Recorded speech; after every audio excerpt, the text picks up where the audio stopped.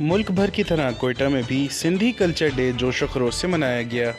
سندھی ٹوپی اور اجرک کے ساتھ ثقافتی دن منانے والوں نے کوئٹہ پریس کلب میں تقریب کا انعقاد کیا اور ایک دوسرے کو اجرک ٹوپی پہنا کر مبارکباد دی۔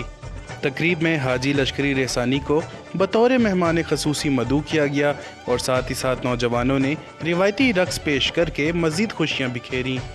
اس موقع پر تقریب کے مہمان خصوصی حاجی لشکری رحسانی کا کہنا تھا کہ زندہ اور جاوید قومیں اپنی تاریخ، تہذیب اور ثقافت کو کبھی نہیں بھولتی۔ سندھی تہذیب اس خطے کا سب سے قدیم اور منفرد تہذیب رہا ہے اور سب سے طویل سرزمین میں یہ جڑا ہوا ہے۔ اگر ہم دیکھیں کہ سندھو ندی کے ساتھ ساتھ جو قومیں آباد ہیں وہ کہیں نہ کہیں مختلف شکلوں میں، مختلف زبانوں میں، لہجوں میں ہیں، مگر بنیادی طور پہ ایک تہذیب کا شکل اختیار کر چکا ہے جس کا تاریخ یقیناً 4 سے 5 سے 8 10 ہزار سال قدیم ہے۔ ہم ہندوستان کا بات کرتے ہیں تو ہم سندھ اور ہند کو دونوں کو ہم جوڑ کے بات کرتے ہیں۔ سندھ کا تہذیب ہند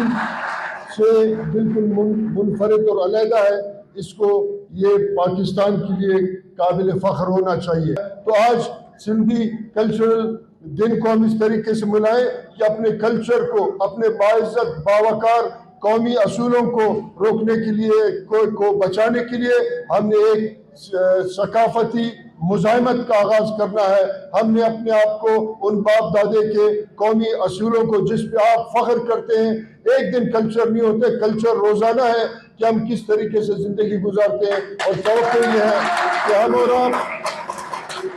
آپ اس قومی مزاحمت کا آغاز کریں گے جو ہمارے قومی اور تاریخی اصولوں کا دفاع کرے۔ توقع رکھتا ہوں کہ آپ اپنے قومی شناخت کو، بلوچ کی قومی شناخت کو، سندھی کی قومی شناخت کو، پشتون پنجابی قومی شناخت کو، باقی